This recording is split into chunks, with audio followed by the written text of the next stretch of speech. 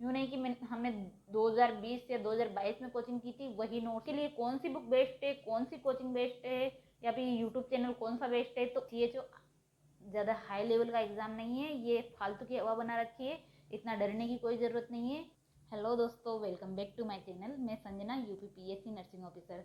Thumbnail तो आपने देख ही लिया होगा कि CHO NHM का एग्ज़ाम फर्स्ट अटेम्प्ट में कैसे क्लियर करें।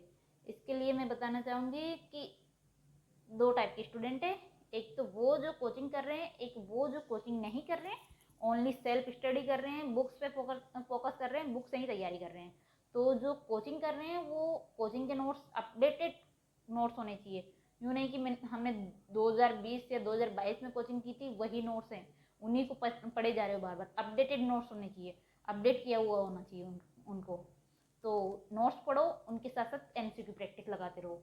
नोट्स पढ़ो, MCQ प्रैक्टिस लगाते रहो। MCQ प्रैक्टिस के लिए या तो PR यादव प्रेफर कर सकते हो या टारगेट हाई का PR यादव। इन दोनों में से, इन दोनों के जो लेटेस्ट वर्जन है ना वही करने हैं। दोनों में से एक ही बुक को प्रेफर करना है, दोनों बुकों को नहीं करना है। इनसे ट्यूशन प्रैक्टिस लगानी है। बाकी जो ओल्ड पेपर है ना उनको पहले देख लेना है। बाकी जो भी इंपॉर्टेंट टॉपिक है ना, जो भी सिलेबस दिया हुआ है उसको पूरा कवर करना है। सिलेबस पूरा कवर होना चाहिए। बाकी जो नॉन नर्सिंग है उसमें GK वगैरह पे कम ध्यान देना है। बाकी जो मैथ, रीजनिंग वगैरह, कंप्यूटर वगैरह, उनको यूट्यूब की क्लासों से आप अपने कंसेप्ट क्लियर कर सकते हो।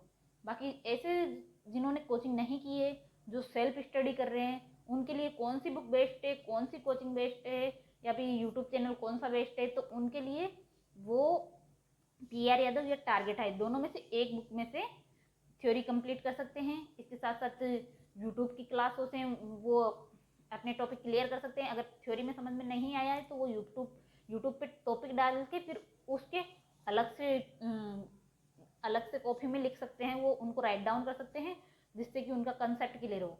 बाकी सिलेबस कवर करो पूरा। और बाकी यूट्यूब की क्लास से वो नॉन नर्सिंग भी कंप्लीट कर सकते हैं। नर्सिंग के लिए एक ही बुक लो, या तो PR यादव या टारगेट हाई।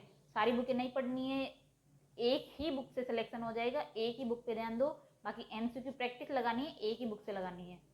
बाकी टेस्ट सीरीज के चक्कर में उलझने का कोई लाभ नहीं है। CHO ज़्यादा हाई लेवल का एग्ज़ाम नहीं है, ये फालतू की हवा बना रखी है, इतना डरने की कोई ज़रूरत नहीं है। अगर कोचिंग करते हो तो कोचिंग के नोट्स रिवाइज करते रहो और MCQ प्रैक्टिस करते रहो। अगर सेल्फ स्टडी कर रहे हो तो बुक्स को, इंपॉर्टेंट पॉइंटों को बार बार रिवाइज करते रहो और बाकी MCQ प्रैक्टिस करते रहो। Thank you so much. अगर आपको इसके अलावा किसी और टॉपिक पे वीडियो चाहिए तो कमेंट करो और चैनल को सब्सक्राइब करो, लाइक करो, शेयर करो। Thank you so much.